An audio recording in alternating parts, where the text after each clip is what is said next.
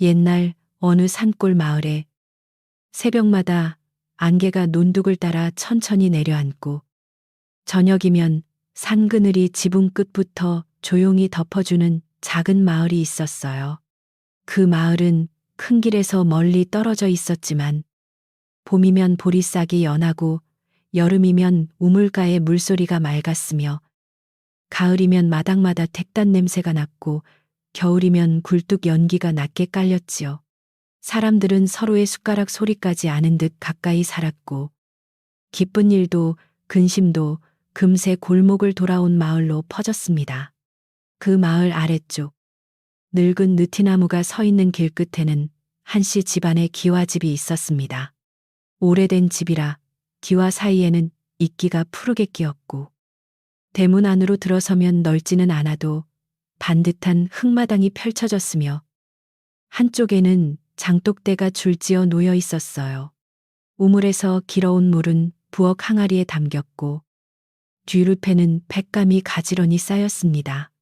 집은 부유하다 말하기엔 조심스러웠지만 굶는 사람 없이 하루하루를 건너갈 만큼은 단단해 보였지요. 그 집의 안살림을 맡은 이는 큰아내 서연이었습니다. 서연은 눈매가 부드럽고 말이 낮았으며 누구에게나 먼저 고개를 숙일 줄 아는 사람이었어요. 새벽 닭이 울기 전부터 일어나 부엌 아궁이에 불을 지피고 시어머니의 새순물을 데우고 남편 민재의 조반을 차렸지요. 손이 빠르다기보다 마음이 빠른 사람이어서 밥상 위에 놓이는 작은 나무란 접시에도 누가 짜게 먹고 누가 싱겁게 먹는지 헤아렸습니다. 집안 사람들은 그 마음을 당연한 듯 받았습니다. 서연이 한씨 집안으로 시집 온 지도 어느덧 열해가 지났습니다. 처음 그 집은 지금보다 더 가난했어요. 비 오는 날이면 처마 끝에서 물이 새고 겨울이면 부엌 벽 틈으로 바람이 스며들었습니다. 서연은 친정에서 가져온 작은 폐물과 비단 몇 피를 아껴 팔아 빚을 막았고 밤마다 등잔불 아래에서 바느질을 하며 살림을 보탰습니다. 그녀는 제 공을 말하지 않았고 제 몫을 따지지도 않았지요. 다만 집안이 무너지지 않기를 바랐습니다. 남편 한민재는 젊었을 적에는 서연에게 고마움을 아는 사람이었습니다. 장마철에 논둑이 무너졌을 때 서연이 치마를 걷고 흙을 나르던 모습을 보고 그는 오래도록 고개를 들지 못했지요. 하지만 세월이 조금 지나 집안 형편이 펴지고 장터 사람들의 인사가 달라지자 민재의 마음도 서서히 달라졌습니다. 고마운 일은 오래된 장독처럼 뒷댐에 밀려났고 눈앞에 곱고 화려한 것만 새 것처럼 빛나 보였습니다. 사람 마음의 먼지는 그렇게 조용히 쌓였습니다. 그즈음 한씨 집에는 젊은 첩 화련이 들어왔습니다. 화련은 웃을 때마다 눈꼬리가 곱게 휘어졌고 비단 치마를 살짝 끌며 마당을 지나가면 하인들의 시선도 잠시 머물렀어요. 민재는 그녀의 말 한마디에 쉽게 웃었고 그녀가 기침만 해도 곧장 뜨거운 꿀물을 찾았습니다. 화련은 겉으로는 서연을 언니라 불렀지만 그 말 끝에는 늘 보이지 않는 가시가 숨어 있었습니다. 서연은 듣고도 못 들은 척하며 부엌 불만 살폈지요. 집안의 윗사람인 시어머니는 몸이 약해진 뒤로 안방에 머무는 날이 많았습니다. 서연은 아침마다 묽은 죽을 끓이고 저녁마다 따뜻한 물수건으로 시어머니의 손을 닦아 드렸습니다. 화련은 가끔 안방 문턱에 서서 향락 냄새만 남기고 돌아갔지만 민재 앞에서는 제가 밤새 병간호한 듯 한숨을 쉬곤 했어요. 서연은 그런 말을 바로잡지 않았습니다. 병든이가 편히 자는 것이 먼저라 여겼고 집안에 큰 소리가 나는 것을 무엇보다 두려워했습니다. 한씨 집의 뒷벌에는 낡은 광이 하나 있었습니다. 곡식을 넣어두는 큰 광 옆에 붙은 작은 광이었는데 문짝이 오래되어 열 때마다 낮은 신음 같은 소리가 났지요. 그 안에는 해진 돗자리, 부러진 쟁기 자루, 오래된 옹기 뚜껑들이 놓여 있었습니다. 서연은 그곳을 자주 드나들었습니다. 겉보기에는 버릴 물건을 정리하는 듯 했지만 사실 그 안쪽 가장 어두운 구석에는 아무도 알지 못하는 작은 보따리 하나가 숨겨져 있었습니다. 그 보따리는 거친 갈색 천으로 여러 겹 쌓여 있었고 매듭은 서연이 아니면 풀기 어려울 만큼 단단했습니다. 천 안에는 낡은 은덩이 몇 개와 손바닥만 한 나무패 하나가 들어 있었어요. 은은 세월을 먹어 빛이 흐렸지만 모서리마다 희미한 찍힌 자국이 남아 있었습니다. 서연은 그 보따리를 만질 때마다 숨을 낮추었습니다. 그것은 그녀의 재물이 아니었고 함부로 내보일 수도 없는 것이었습니다. 누군가의 억울한 숨이 아직 그 안에 머문 듯 했습니다. 그 은을 서연에게 맡긴 이는 오래전 마을로 흘러든 늙은 병사였습니다. 서연이 시집 온 지 얼마 되지 않았을 무렵 그는 눈보라치는 밤에 한씨 집 바깥 헛간 아래 쓰러져 있었어요. 사람들은 낯선 일을 들이면 화가 따른다며 문을 닫았지만 서연은 따뜻한 물과 죽을 내어 주었습니다. 늙은 병사는 며칠을 앓다가 겨우 눈을 떴고 떠나기 전 서연에게 갈색 보따리를 내밀며 떨리는 목소리로 말했습니다. 아직 때가 오지 않았으니 정직한 손으로만 지켜주시오. 서연은 그 말의 뜻을 다 알지 못했습니다. 늙은 병사는 관아의 구휴른과 오래된 누명을 말하려다 기침에 막혀 더 이어가지 못했지요. 다만 그는 나무패를 꼭 쥐고 언젠가 관아에서 이 표식을 찾는 이가 오면 보따리를 내어 보이라고 했습니다. 그리고 은을 쓰지 말고 자랑하지 말고 두려워도 버리지 말라고 부탁했습니다. 서연은 젊은 새댁이었지만 죽어가는 사람의 눈빛이 거짓이 아니라는 것만은 알았습니다. 그 뒤로 늙은 병사는 조용히 세상을 떠났고 서연은 마을 사람들의 도움을 받아 산자락 아래 작은 무덤을 만들어 주었습니다. 이름도 제대로 알지 못하는 사람의 무덤이었지만 서연은 해마다 봄이면 들꽃을 놓고 가을이면 마른 풀을 걷어냈습니다.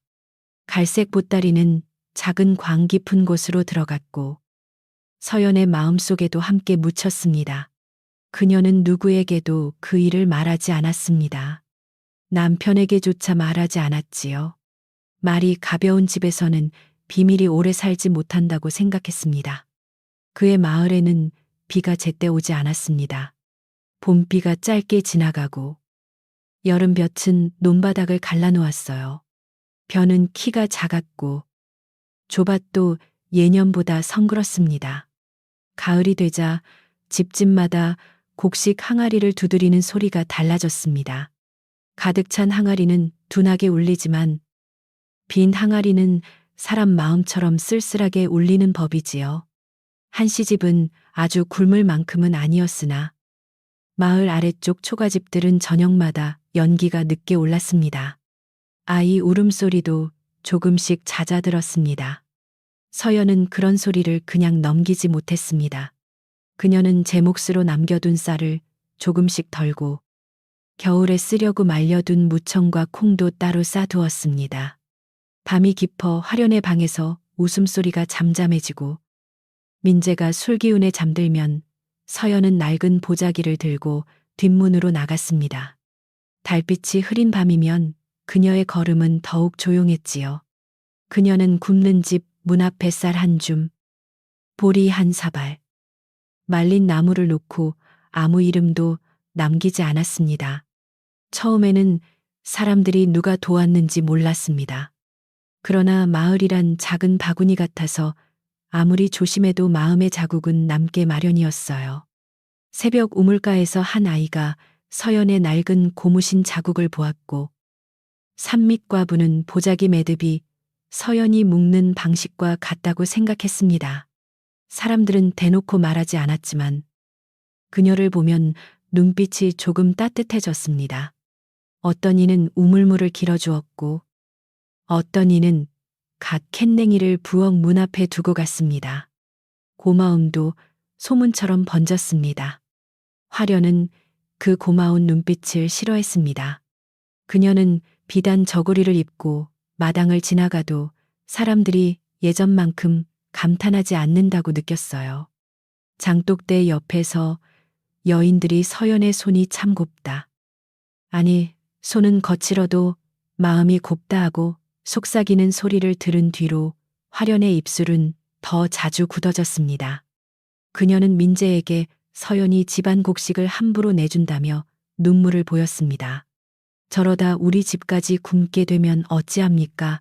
하고 말할 때 그 눈물은 맑아 보였지만 속은 차가웠습니다. 민재는 처음엔 대수롭지 않게 넘겼습니다. 그러나 화련이 며칠을 두고 같은 말을 반복하자 마음이 흔들렸습니다. 장터에서 사람들이 서연을 칭찬하는 소리도 민재의 귀에는 어쩐지 불편하게 들렸어요. 남편인 자신보다 아내가 더 의로운 사람으로 여겨지는 듯 했기 때문입니다. 그는 어느 저녁 부엌으로 들어와 서연에게 곡식 창고 열쇠를 어디에 두느냐고 물었습니다.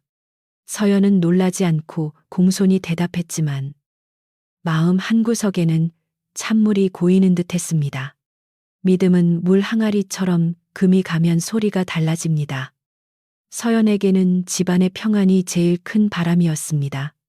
그녀는 남편이 자신을 예전처럼 바라보지 않아도 시어머니가 편히 숨쉬고 하인들이 굶지 않으며 마당의 장독들이 무사히 겨울을 넘기면 그것으로 충분하다고 여겼습니다. 하지만 갈색 보따리만큼은 달랐습니다.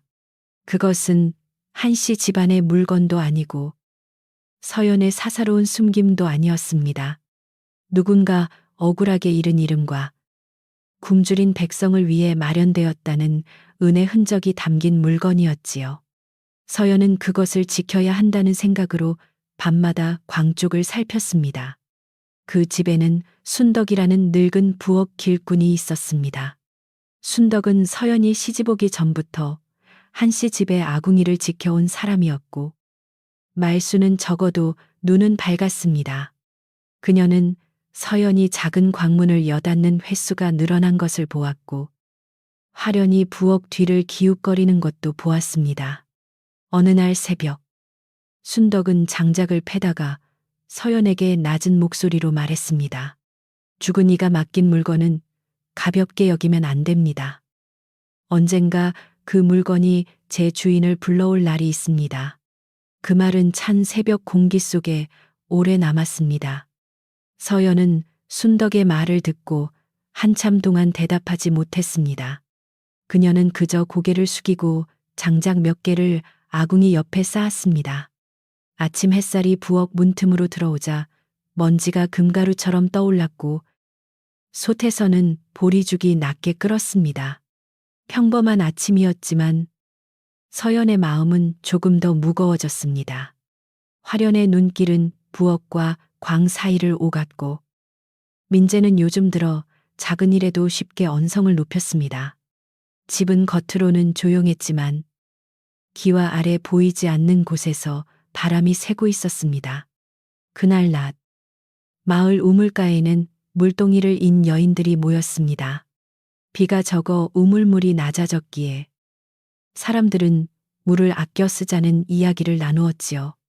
그러다 누군가 한시집 큰마님이 밤마다 쌀을 나누어 준다는 말을 꺼냈고 다른 이가 그 덕에 제 아이가 열을 넘겼다고 조용히 말했습니다. 칭찬은 조심스러웠으나 따뜻했습니다. 그러나 그 곁을 지나던 화련의 몸종이 그 말을 들었습니다. 몸종은 곧장 집으로 돌아가 화련의 방에 무릎을 꿇고 우물가에서 들은 말을 하나도 빠뜨리지 않고 전했습니다.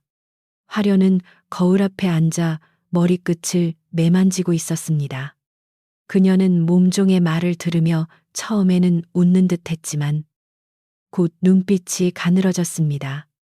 쌀 몇 줌으로 성인이라도 된 모양이지 하고 중얼거린 그녀는 서연이 가진 것이 단지 착한 마음뿐이라면 두렵지 않다고 생각했습니다.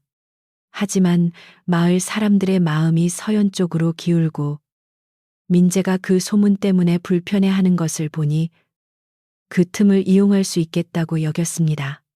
사람을 무너뜨릴 때는 큰 돌보다 작은 의심이 더 깊이 박히는 법이니까요. 그날 저녁 1시 집 마당에는 옅은 서리가 내려앉았습니다.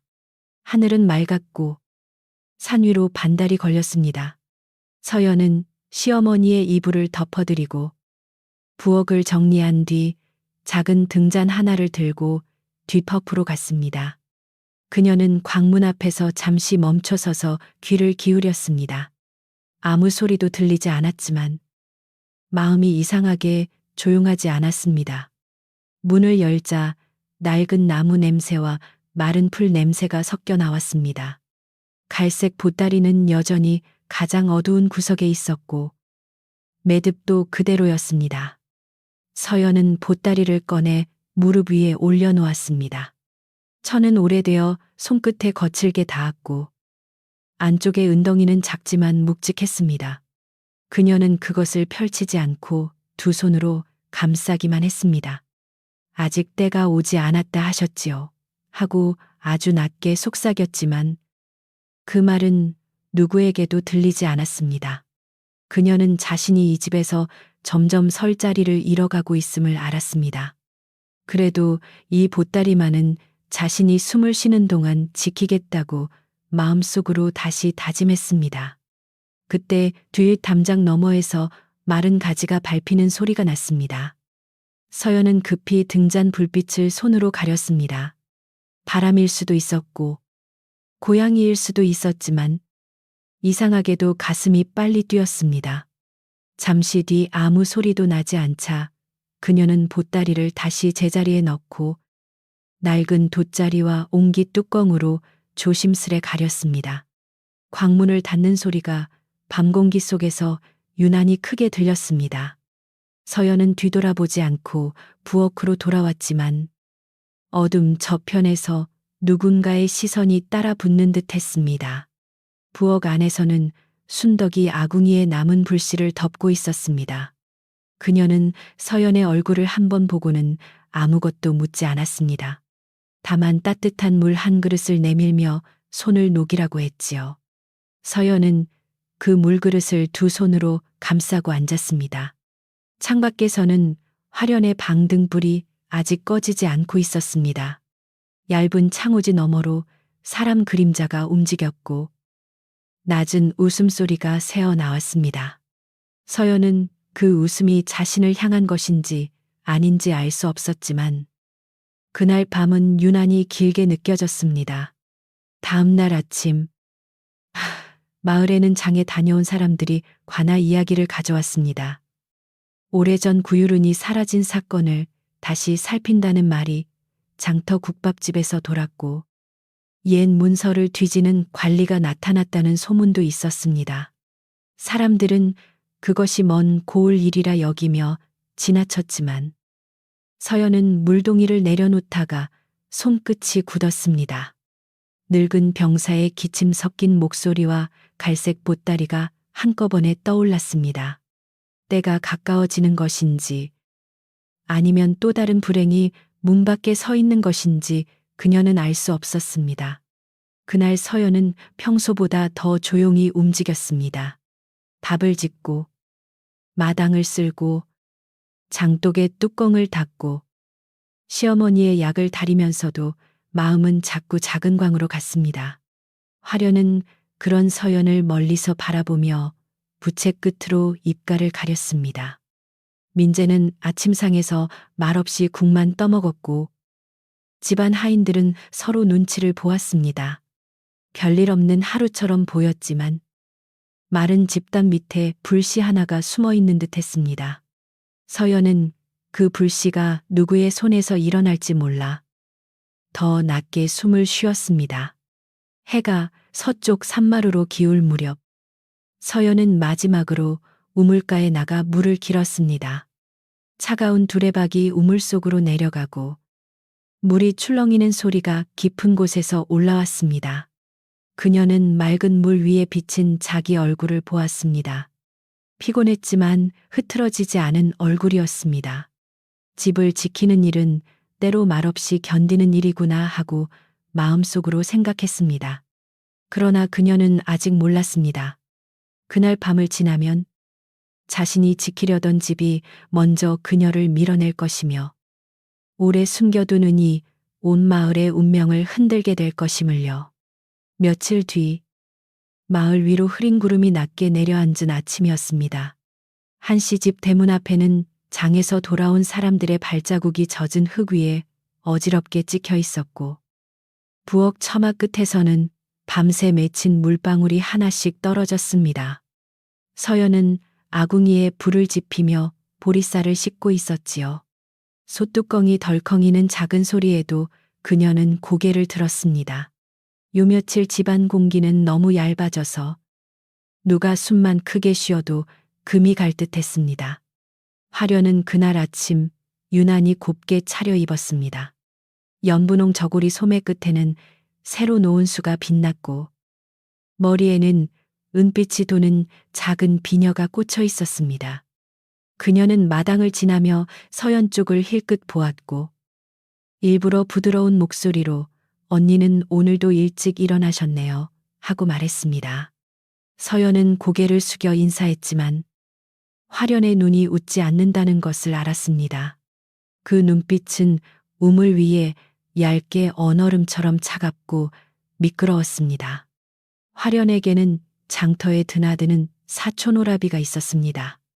이름은 기철이라 했고 말솜씨는 번드르르 했지만 손은 늘 남의 주머니 가까이에 머무는 사람이었습니다. 그는 한씨 집에 올 때마다 먼 친척이라며 큰 소리로 인사했고 민존 앞에서는 세상 일을 많이 아는 듯 떠들었습니다. 사실 그는 장터 화련은 그를 믿지 않았지만 남을 속일 때 필요한 더러운 길은 그가 잘 안다고 여겼습니다. 그날 낮 기철은 화련의 방 뒤쪽 작은 툇마루에 앉아 술 냄새를 풍기며 낮은 목소리로 말했습니다. 장터에서 들으니 관아가 오래된 구율은 사건을 다시 캐묻고 있으며 은덩이 가장자리에 찍힌 낡은 표식을 찾고 있다는 것이었습니다. 화련은 처음에는 무심한 척 찻잔만 만졌지만 서연이 작은 광을 드나들던 모습과 갈색 보따리가 떠올라 손끝이 멈췄습니다. 기철은 그녀의 눈빛을 보고 더 낮게 웃었습니다.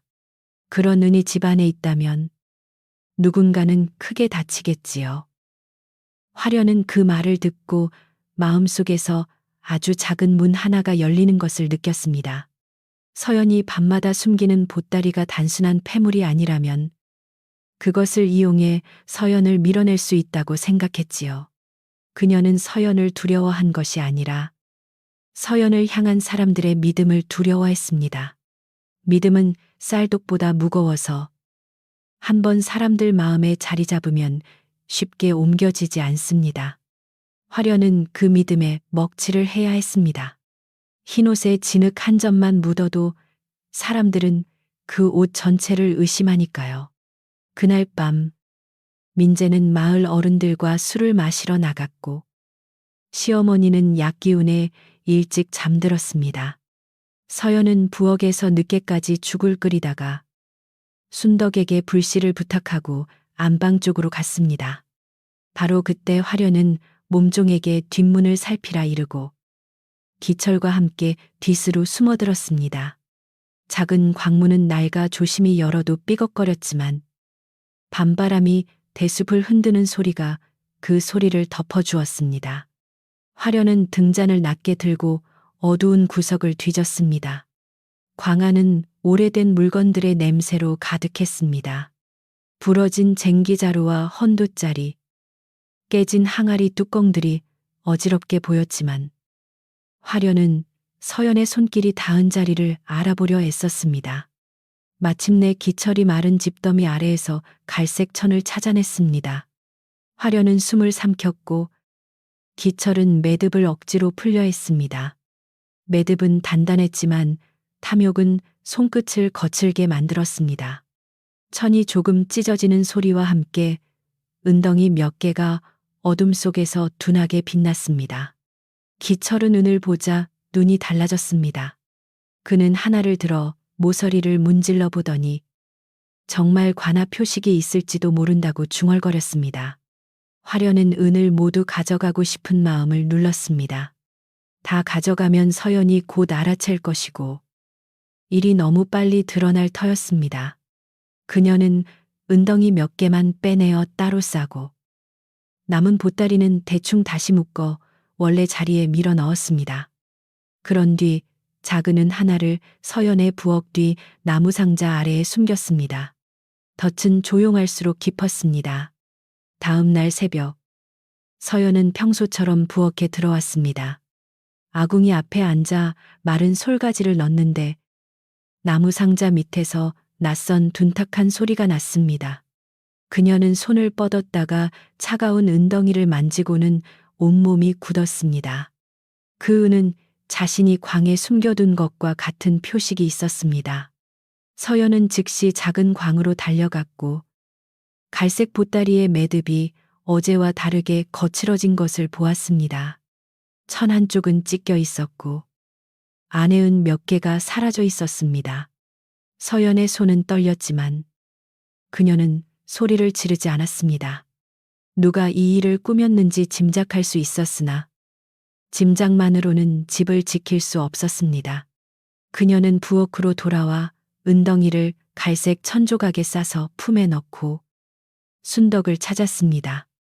순덕은 아침 물을 데우다 서연의 얼굴을 보더니 무슨 일이 생겼음을 알았습니다. 서연이 낮은 목소리로 광의 매듭과 사라진 은을 말하자 순덕은 한동안 눈을 감았습니다. 그리고 거짓말은 처음엔 남의 입을 빌리지만 끝에는 제 발로 걸어 나옵니다. 하고 말했습니다. 그러나 거짓말은 이미 서연보다 먼저 마당으로 나가 있었습니다. 화려는 아침상 앞에서 갑자기 눈물을 터뜨렸습니다.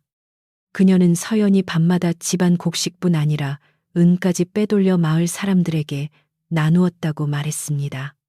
처음에는 작게 흐느끼더니 민재가 놀라 묻자 더 크게 울었습니다. 저는 언니를 믿고 싶었어요. 그런데 부엌 뒤에서 이상한 은을 보았습니다. 관아에서 찾는 구율은이라면 우리 집안이 어찌 되겠습니까? 그녀의 말은 눈물에 젖어 더욱 그럴듯하게 들렸습니다. 민재는 자리에서 벌떡 일어났습니다. 그의 얼굴에는 분노보다 두려움이 먼저 떠올랐습니다.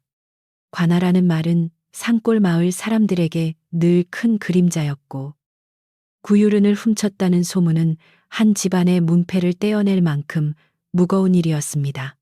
서연은 앞으로 나와 조용히 설명하려 했습니다. 은은 자신이 쓰려고 숨긴 것이 아니며 오래전 한 늙은 병사가 맡긴 물건이라고 말했습니다. 그러나 민재는 이미 화련의 울음과 자신의 체면 사이에서 귀를 닫아버렸습니다. 화련은 서연의 말을 끊으며 부엌 뒤 나무 상자 아래에서 찾았다는 은덩이를 내놓았습니다. 은은 젖은 손수건 위에 놓여 있었고 사람들의 시선은 모두 그 차가운 빛에 꽂혔습니다. 민재는 그것을 보자 얼굴이 붉어졌다가 곧 창백해졌습니다. 그는 서연에게 왜 이런 것이 부엌에 있느냐고 다그쳤습니다. 서연은 누군가가 숨겨둔 것이라고 말했지만 그 말은 마당의 바람처럼 힘없이 흩어졌습니다. 한번 의심하기로 한 사람에게 진실은 너무 느리게 다가오는 법입니다. 그 소란은 곧 하인들과 친척들에게 퍼졌습니다. 마당 한가운데에 서연이 서 있고 화련은 민재 곁에서 손수건으로 눈을 찍어내고 있었습니다. 시어머니도 병든 몸을 일으켜 안방 문턱까지 나왔습니다. 서연은 시어머니를 보고 고개를 숙였지만 시어머니는 혼란스러운 눈빛으로 아무 말도 하지 못했습니다. 그 침묵이 서연의 가슴을 더 깊이 찔렀습니다. 꾸지람보다 아픈 것은 믿어주어야 할 사람이 자기 입술을 닫아버리는 순간이었지요. 점심 무렵이 되자 소문은 우물가로 흘러갔습니다. 한씨 집 큰아내가 관아의 은을 훔쳐 굽는 사람들에게 뿌렸다더라. 아니 굽는 사람들을 핑계로 제 이름을 높이려 했다더라. 어떤 이는 집안광에 은이 더 있다더라 하고 말이 불어났습니다. 우물 두레박이 오르내리는 사이 진실은 점점 작아지고 거짓은 점점 살이 붙었습니다. 마을 사람들 중에는 믿지 않는 이도 있었지만 관아와 은이라는 말 앞에서는 누구나 목소리를 낮추었습니다. 서연에게 쌀을 받았던 사람들은 마음이 흔들렸습니다. 그들은 서연이 준 것이 은이 아니라 쌀과 보리였음을 알았지만 혹시 그 쌀도 훔친 돈으로 마련한 것은 아닐까 하는 두려움이 생겼습니다. 가난한 사람에게 은혜는 고맙지만 관아의 죄와 엮이는 일은 무서운 법이었지요. 어떤 여인은 우물가에서 큰마님이 그럴 분은 아닌데 하고 속삭였고 곁에 있던 남자는 사람 속은 모르는 일이지 하고 대답했습니다. 그 말이 바람처럼 서연의 귀에까지 닿았습니다. 그날 저녁 민재는 서연을 집안 어른들 앞에 세웠습니다. 마당에는 낮은 의자가 놓였고 친척 몇 사람이 둘러앉았습니다. 화려는 뒤쪽에 얌전히 앉아 있었지만 눈빛은 서연의 발끝에서 얼굴까지 천천히 훑었습니다. 민재는 갈색 보따리를 가져오라 명했습니다. 서연은 보따리를 내놓되 그것이 증거이니 함부로 흩지 말아 달라고 부탁했습니다. 하지만 민재는 이미 부탁을 들을 마음이 없었습니다. 그는 천을 풀어 은덩이와 나무패를 마당 한가운데 쏟아 놓았습니다. 서연은 그 순간 숨이 막혔습니다. 늙은 병사가 마지막 힘으로 맡긴 물건이 사람들의 의심 어린 눈앞에 함부로 드러났기 때문입니다. 그녀는 나무패를 집어 들려 했지만 민재가 먼저 발로 막았습니다. 도둑질한 물건에 손대지 마라 하는 그의 말은 마당의 찬 공기보다 차가웠습니다. 서연은 그를 바라보았습니다. 열애 동안 함께 비를 맞고 굶주림을 견딘 사람의 얼굴이 낯선 남처럼 보였습니다. 그녀의 눈에는 눈물이 고였지만 흘러내리지는 않았습니다. 그때 우물지기 만복 노인이 대문 밖에서 들어왔습니다. 그는 허리가 굽고 걸음이 느렸지만 마을에서 오래 산 만큼 사람들의 마음을 읽는 눈이 있었습니다. 만복은 서연에게서 여러 번 쌀과 죽을 받은 적이 있었고 그때마다 그녀가 이름을 숨기려 했다는 것도 알고 있었습니다. 그는 마당의 은을 보고 화련의 눈물을 보고 민재의 성난 얼굴을 보았습니다. 잠시 침묵하던 그는 낮은 목소리로 말했습니다. 진짜 은을 지키는 사람은 그 빛을 두려워하고 훔친 사람은 그 빛을 남에게 보이려 합니다.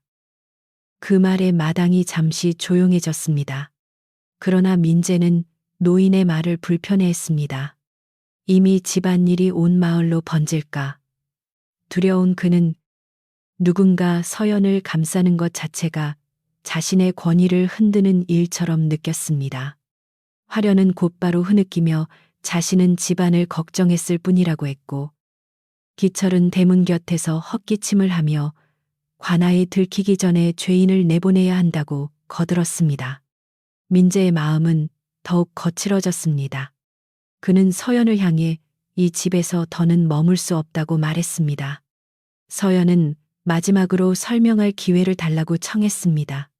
늙은 병사가 누구인지, 왜 은을 맡겼는지, 나무패의 표식이 무엇인지 차분히 말하려 했습니다.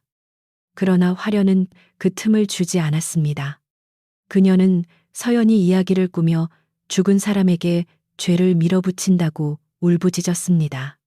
친척들 중 몇은 고개를 끄덕였고 몇은 눈을 피했습니다. 순덕만이 부엌 문가에 서서 두 손을 꼭 쥐고 있었습니다. 그녀의 얼굴에는 분노도 슬픔도 아닌 아주 깊은 근심이 내려앉아 있었습니다. 민재는 마침내 서연에게 해가 지기 전 집을 떠나라고 명했습니다. 더는 한시 집의 큰아내라 부를 수 없, 마을 사람들 앞에서 집안의 먹칠을 하기 전에 나가야 한다고 했습니다. 그 말이 떨어지자 마당 끝 장독대 위로 까마귀 한 마리가 내려앉았다가 곧 날아갔습니다. 서연은 한동안 아무 말 없이 서 있었습니다.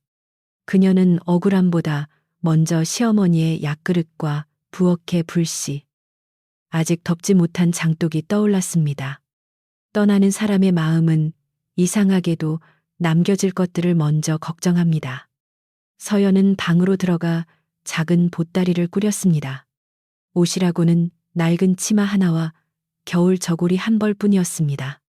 그녀는 갈색 천에서 찢겨 떨어진 조각과 나무패를 품에 넣으려 했지만 민재가 나무패까지 두고 가라고 했습니다. 서연은 조용히 무릎을 꿇고 부탁했습니다. 은은 두고 가겠습니다.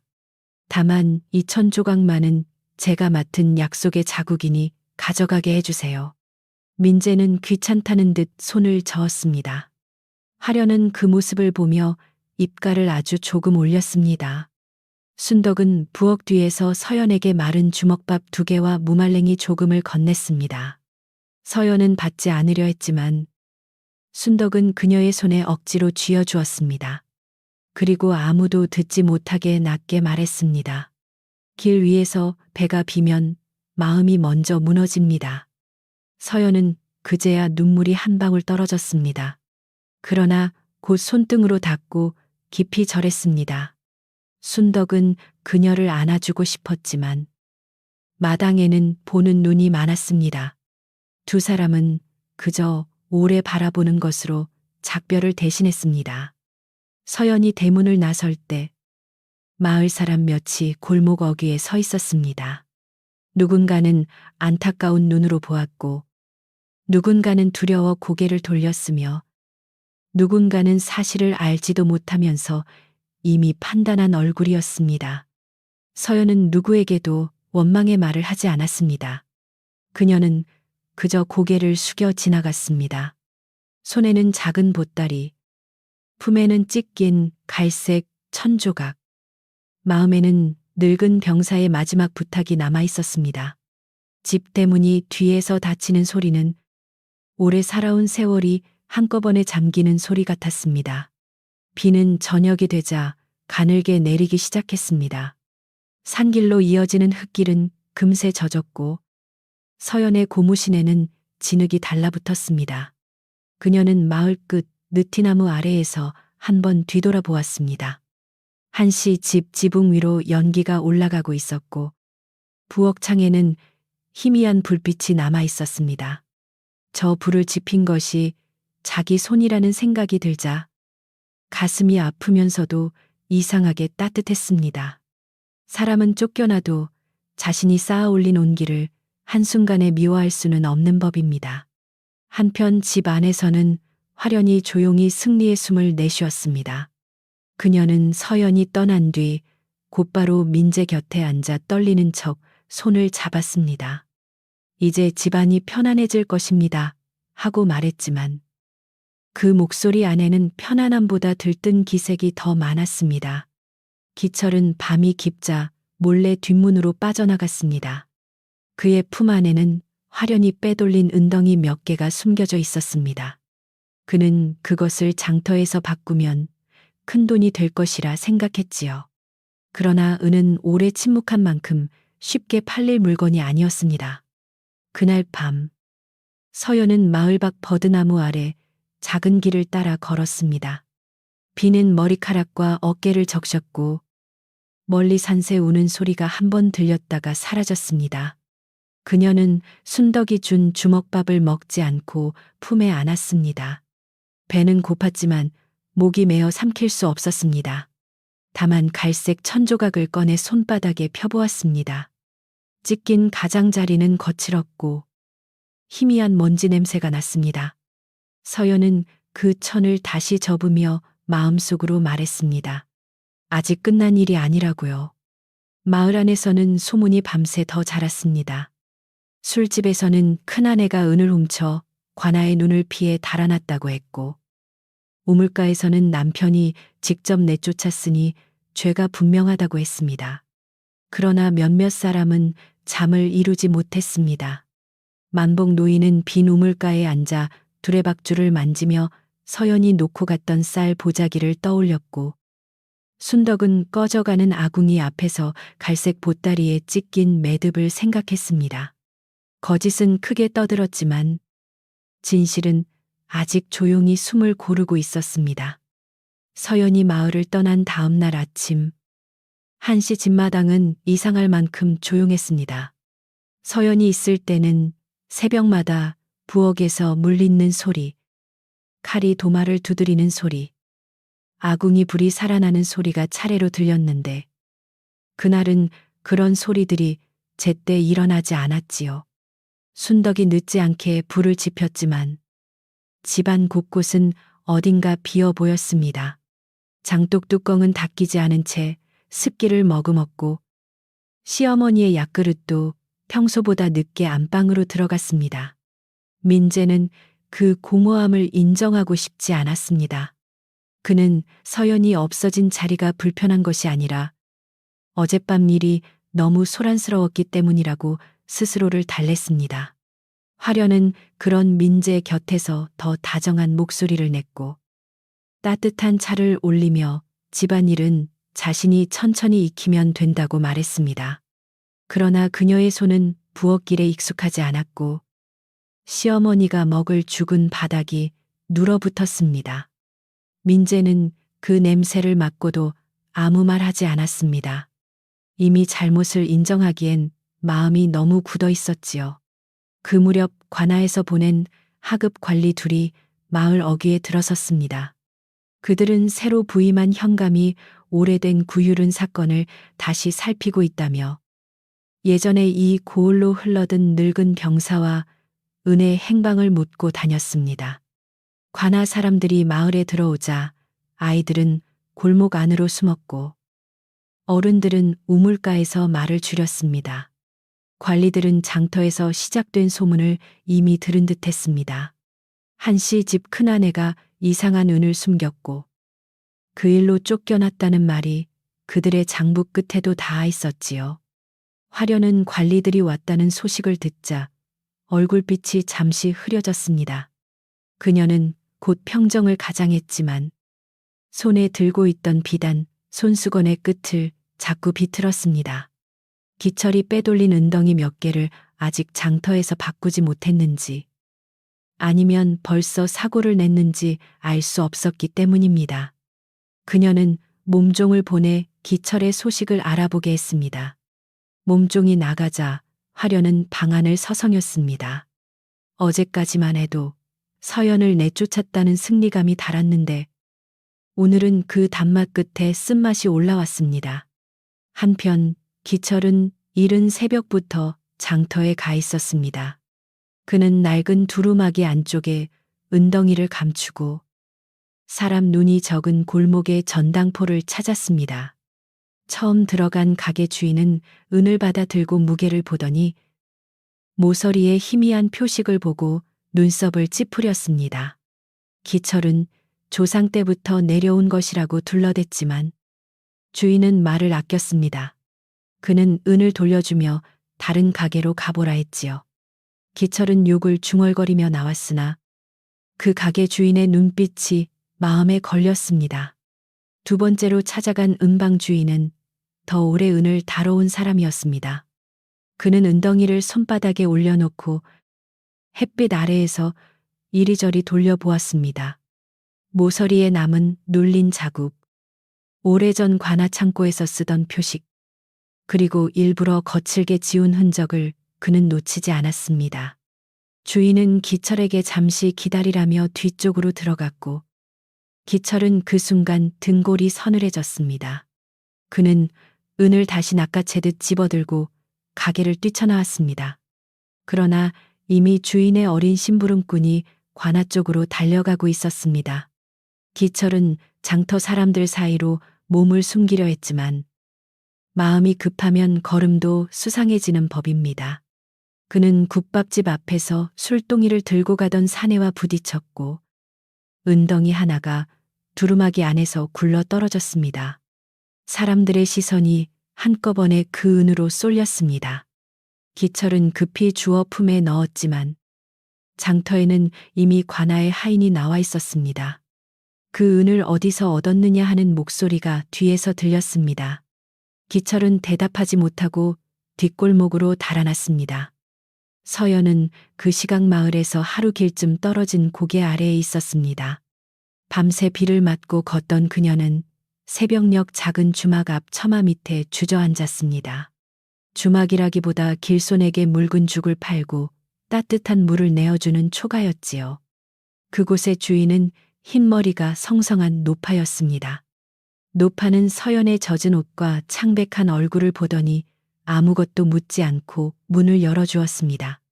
먼 길을 온 사람은 먼저 몸을 녹여야 합니다. 하고 말하며 김이 오르는 죽 한 그릇을 내밀었습니다. 서연은 처음에는 사양했지만 노파의 눈빛이 너무 조용하고 따뜻해서 결국 숟가락을 들었습니다. 보리와 무가 조금 들어간 죽은 아주 묽었지만 몸속으로 내려가자 얼어있던 손끝이 풀렸습니다. 노파는 마른 수건을 가져와 서연의 머리카락을 닦게 했고 젖은 저고리를 아궁이 곁에 걸었습니다. 한참 뒤에야 서연은 자신이 억울한 일로 쫓겨났다고 짧게 말했습니다. 그러나 은과 보따리 이야기는 쉽게 꺼내지 못했습니다. 말하는 순간 다시 죄인이 되는 듯했기 때문입니다. 노파는 서연의 품에서 조금 삐져나온 갈색 천조각을 보았습니다. 그 낡은 천의 짜임과 매듭 자국을 보는 순간 노파의 손이 멈추었습니다.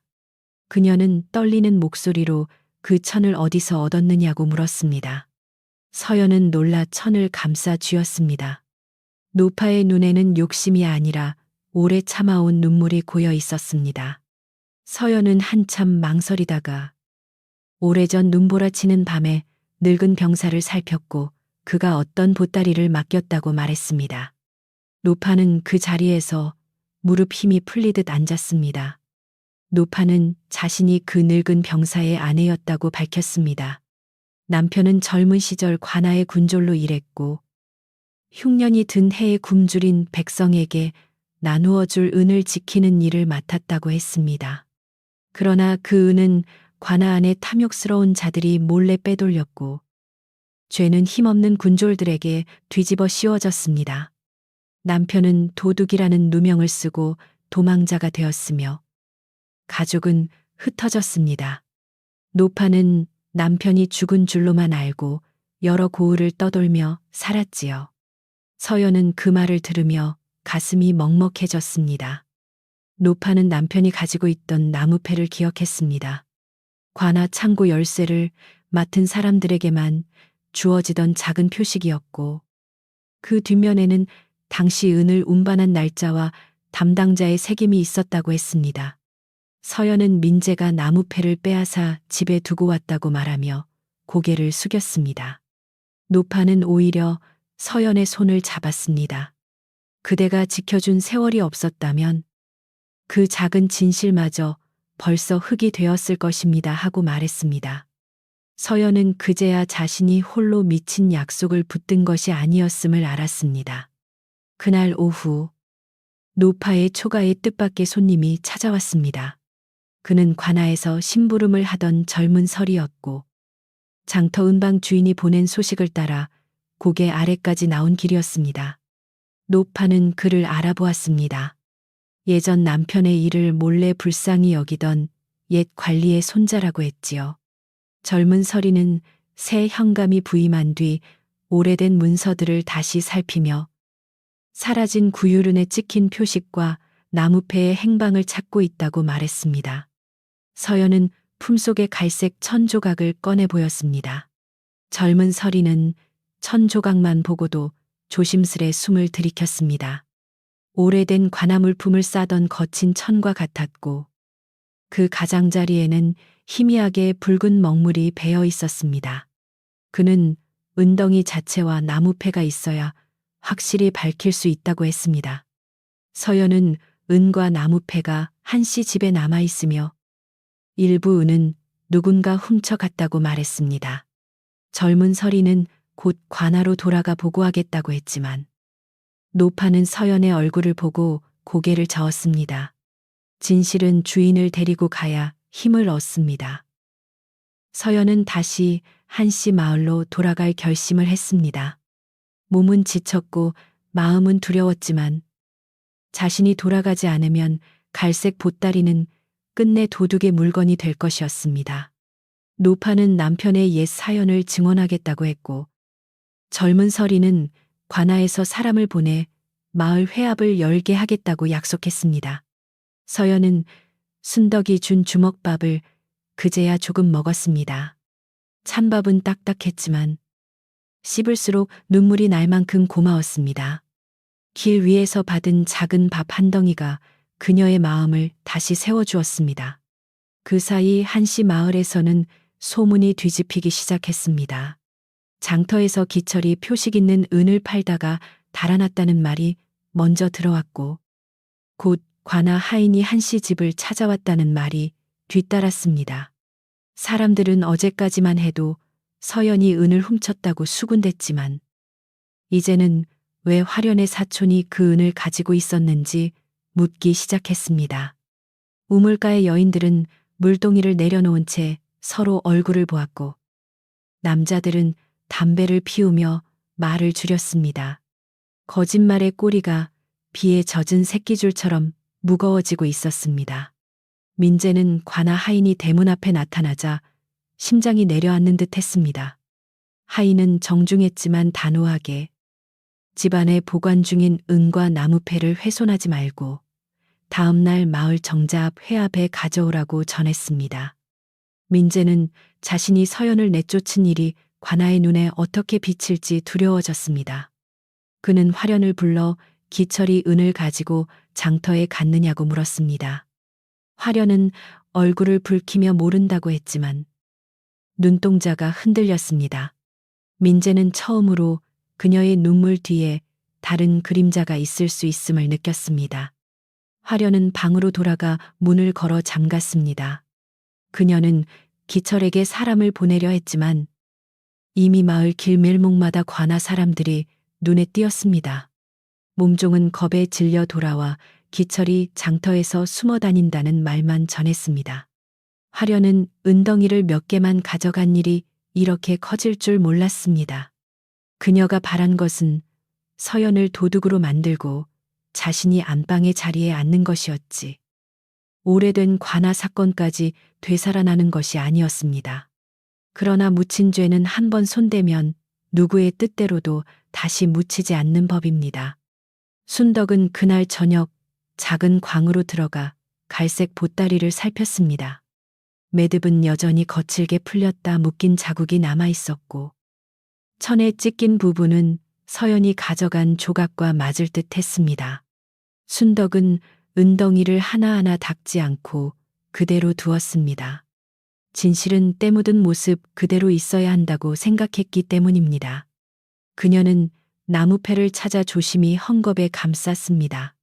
그러면서 서연이 마지막까지 지키려 했던 것이 돈이 아니라 약속이었다는 것을 더욱 분명히 깨달았습니다. 만복 노인도 가만히 있지 않았습니다. 그는 우물가에 앉아 서연에게 도움받은 사람들을 하나둘 불러 모았습니다. 산밑 과부, 아이 셋을 키우는 나무꾼의 아내, 겨울마다 기침을 앓던 노인, 모두가 서연에게 받은 것이 무엇인지 기억하고 있었습니다. 쌀 한 돼, 보리 한 사발, 말린 무청, 뜨거운 죽 한 그릇이었지요. 그중 누구도 은을 받은 사람은 없었습니다. 만복은 그들에게 말했습니다. 입을 닫으면 은혜도 죄인의 그늘 아래 묻힙니다. 사람들은 두려웠지만 고개를 끄덕였습니다. 다음 날 아침, 마을 정자 앞 너른 터에는 사람들이 모이기 시작했습니다. 아직 본격적인 신문은 아니었지만 관아에서 사람이 온다는 말만으로도 마을은 큰일을 맞은 듯 술렁였습니다. 장정들은 팔짱을 끼고 서 있었고, 여인들은 조금 떨어진 곳에서 아이들의 손을 잡았습니다. 한씨 집에서는 민재가 창백한 얼굴로 은과 나무패를 들고 나왔고, 화련은 억지로 단정히 꾸민 채 그 뒤를 따랐습니다. 그러나 그녀의 걸음은 예전처럼 가볍지 않았습니다. 발끝마다 불안이 묻어 있었습니다. 해가 중천으로 오를 무렵 관아의 젊은 서리가 먼저 도착했고 그 뒤로 노파와 서연이 천천히 마을길을 올라왔습니다. 사람들은 서연을 보고 웅성거렸습니다. 어제만 해도 죄인처럼 쫓겨난 여인이 오늘은 관아 사람과 증인을 데리고 돌아온 것이었습니다. 서연의 옷은 여전히 낡고 젖은 자국이 남아 있었지만 눈빛은 전보다 맑았습니다. 그녀는 누구를 노려보지도 울지도 않았습니다. 다만 품속의 갈색 천 조각을 두 손으로 감싸고 한 걸음씩 자신이 떠났던 길을 되짚어 왔습니다. 민재는 서연을 보는 순간 말을 잃었습니다. 그녀의 얼굴에는 원망보다 피로가 깊었고 그 피로 속에서도 이상한 단단함이 있었습니다. 화려는 서연 곁에 노파를 알아보지 못했지만 노파가 갈색 천을 보는 눈빛을 보고 가슴이 철렁했습니다. 젊은 서리는 사람들 앞에서 다음 날 관아 관리가 직접 와 모든 말을 듣겠다고 알렸습니다. 오늘은 은과 나무패를 봉하여 보관하고 관련된 이들이 도망가지 못하게 하겠다는 것이었습니다. 그 말에 기철을 숨기려던 화련의 얼굴은 더 하얘졌습니다. 서연은 그 자리에서 짧게 말했습니다. 자신은 은을 쓰지 않았고 굶는 이들에게 나누어 준 것은 제 몫의 곡식뿐이라고 했습니다. 그리고 오래전 죽어가던 병사가 맡긴 물건을 지켜왔으며 그 물건이 누군가의 누명을 벗기는 날을 기다렸다고 했습니다. 말은 길지 않았지만 사람들의 귀에는 또렷이 박혔습니다. 산밑 과부가 먼저 고개를 들고 자신이 받은 것은 쌀뿐이었다고 말했습니다. 이어 나무꾼의 아내와 기침하던 노인도 같은 말을 했습니다. 작은 목소리들이 모이자 바람의 방향이 달라졌습니다. 그날 저녁 한씨 집에는 아무도 크게 말하지 않았습니다. 은과 나무패는 관아 서리의 봉인 아래 마을 정자 안에 보관되었고 만복 노인과 순덕이 번갈아 지키기로 했습니다. 서연은 한씨 집으로 들어가지 않고 노파와 함께 우물가 옆 빈 초가에서 하룻밤을 머물렀습니다. 순덕이 몰래 가져온 따뜻한 죽을 먹으며 서연은 오래된 약속이 마침내 사람들 앞에 나왔음을 느꼈습니다. 두려움이 사라진 것은 아니었지만 더는 혼자 짊어진 어둠이 아니었습니다. 밤이 깊자 마을은 안개에 잠겼습니다. 정자 안에 봉인된 은은 등잔불 아래 흐린 빛을 냈고 나무패는 헝겊 속에 조용히 놓여 있었습니다. 화련은 방 안에서 잠들지 못한 채 창호지를 바라보았고 민재는 마당에 서서 서연이 떠나던 대문의 소리를 다시 떠올렸습니다. 만복 노인은 정자 기둥에 기대어 앉아 낮게 중얼거렸습니다. 오래 묻힌 것은 반드시 썩는 줄 알았는데 어떤 진실은 땅속에서 더 단단해진다고요. 다음 날 온 마을 앞에서 그 단단한 것이 마침내 모습을 드러낼 차례였습니다. 다음 날 아침 마을 정자 앞 너른 터에는 이른 시간부터 사람들이 모여들었습니다. 밤새 안개가 내려 젖은 풀잎들이 햇빛을 받아 희미하게 반짝였고 정자 기둥 아래에는 관아에서 가져온 낮은 책상이 놓였습니다. 그 위에는 봉인된 갈색 보따리와 나무패가 헝겊에 쌓인 채 가지런히 놓여 있었지요. 아이들은 어른들 뒤에 숨어 고개만 내밀었고 여인들은 물동이를 내려놓은 채 숨을 죽였습니다. 한 집안의 일이 이제 온 마을의 일이 되어 있었습니다. 관아에서 온 이는 젊은 서리만이 아니었습니다. 새로 부임한 현감의 명을 받은 나이든 관리 하나가 함께 왔고 그 뒤에는 기록을 맡은 사람이 붓과 종이를 들고 앉았습니다. 관리는 얼굴이 엄했지만 목소리는 높이지 않았습니다. 그는 먼저 이 자리가 누구를 벌주기 위해 떠들썩하게 만든 자리가 아니라 오래된 은의 길을 따라 억울함을 밝히는 자리라고 말했습니다. 그 말에 사람들의 술렁임이 조금 가라앉았습니다. 진실을 찾는 일은 칼보다 조용해야 한다는 듯 했습니다. 서연은 노파 곁에 앉아 있었습니다. 그녀의 옷은 여전히 낡았고 밤새 제대로 쉬지 못해 얼굴은 창백했지만 두 손은 무릎 위에 가지런히 놓여 있었습니다. 민재는 조금 떨어진 곳에 서 있었고 화련은 그의 뒤에서 손수건을 움켜쥔 채 눈치를 살폈습니다. 순덕은 부엌 일꾼의 낡은 치마 차림 그대로 정자 기둥 옆에 섰고 만복 노인은 우물가 쪽에서 지팡이에 몸을 기댔습니다. 모두가 말없이 기다리는 동안 바람이 장독대 냄새와 젖은 흙 냄새를 실어왔습니다. 관리는 먼저 갈색 보따리를 열었습니다. 천은 오래되어 빳빳했고 찢긴 자리에는 서연이 품고 있던 조각과 맞물릴 듯한 자국이 선명했습니다. 은덩이들은 크지 않았지만 각각 모서리에 희미한 표식이 남아 있었습니다. 관리는 그것을 햇빛에 비추어 보며 기록자에게 모양을 적게 했습니다. 그리고 나무패를 조심스레 꺼냈습니다. 낡은 나무에는 손때가 깊이 베어 있었고 뒷면에는 거의 지워진 글자와 날짜가 남아 있었습니다. 사람들은 숨소리마저 낮추었습니다. 노파는 나무패를 보자 참았던 눈물을 흘렸습니다. 그녀는 남편이 젊은 군졸이던 시절 흉년든 백성에게 나누어 줄 은을 지키는 일을 맡았고 그때 이와 같은 표식을 몸에 지니고 있었다고 말했습니다. 목소리는 떨렸지만 말의 줄기는 흐트러지지 않았습니다. 남편이 죄를 뒤집어쓰고 쫓기던 밤 마지막까지 자신은 훔치지 않았다고 했다는 이야기도 전했습니다. 서연은 옆에서 조용히 그 말을 들었습니다. 오래 혼자 품었던 약속이 이제 다른 입을 통해 세상으로 나오고 있었습니다. 이어 서연이 앞으로 나섰습니다. 그녀는 자신이 시집 온 지 얼마 되지 않았을 때 눈보라 속에 쓰러진 늙은 병사를 헛간 아래에서 발견했다고 말했습니다. 그는 며칠 동안 알타가 갈색 보따리와 나무패를 맡기며 언젠가 관아에서 표식을 찾는 이가 오면 내어 보이라 했다고 했지요. 서연은 그 은을 쓰지 않았고 자랑하지도 않았으며 두려운 날에도 버리지 않았다고 말했습니다. 그녀의 목소리는 크지 않았지만 마을 사람들의 마음에는 조용한 돌처럼 내려앉았습니다. 관리는 서연에게 왜 남편에게조차 말하지 않았느냐고 물었습니다. 서연은 잠시 민재를 바라보았다가 다시 고개를 숙였습니다.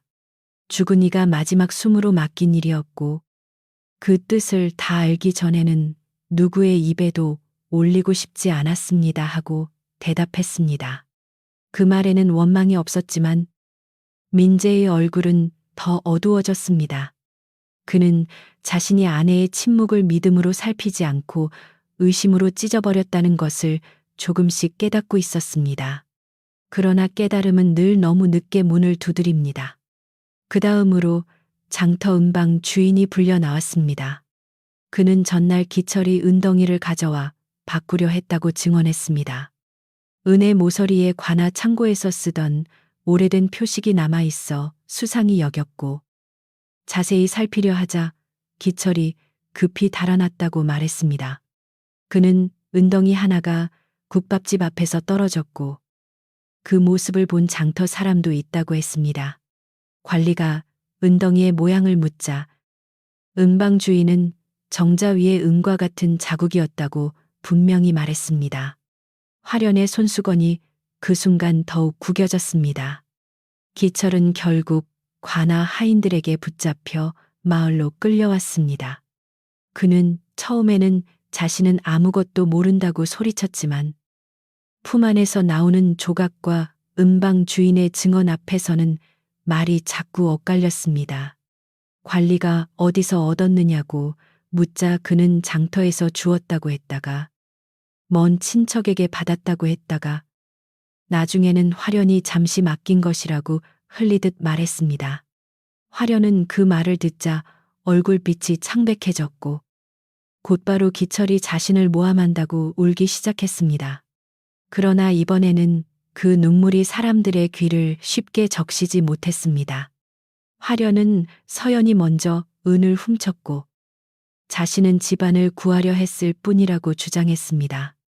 그녀는 여전히 목소리를 가늘게 떨며 민재 쪽으로 기대려 했지만 민재는 한 걸음 물러섰습니다. 그 작은 물러섬이 화련에게는 큰 벼랑처럼 느껴졌습니다. 관리는 화련에게 부엌 뒤 나무 상자 아래에서 은을 보았다던 일을 자세히 말하라 했습니다. 화련은 날짜와 시간을 묻는 질문에 자꾸 말을 바꾸었습니다. 눈물은 많았지만 눈물이 지나간 자리에는 설명이 남지 않았습니다.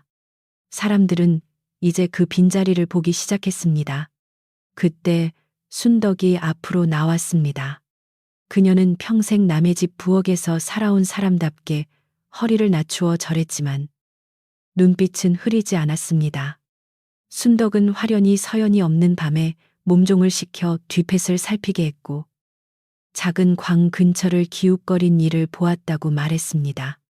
또한 다음 날 부엌 뒤 나무 상자 아래에서 은이 발견되었다는 말이 나오기 전 화련의 몸종이 그 자리를 오래 만지고 있었다고 증언했습니다. 순덕은 마지막에 딱 한마디를 덧붙였습니다. 아궁이의 재도 누가 뒤적인 손인지는 알고 있습니다. 몸종은 순덕의 말을 듣자 울음을 터뜨렸습니다. 그녀는 처음에는 주인의 명을 어길 수 없었다며 입을 다물었지만 관아 관리가 거짓 증언의 무게를 말하자 결국 고개를 숙였습니다.